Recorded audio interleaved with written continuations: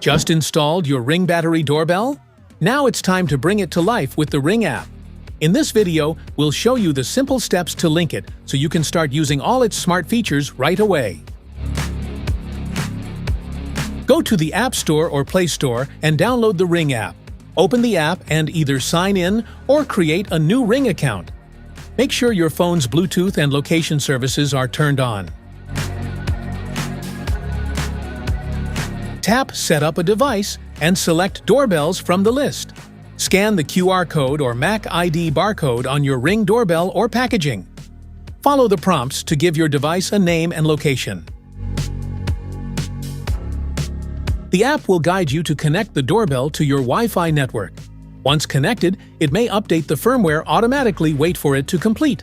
When done, test the live view and motion alerts to make sure everything works.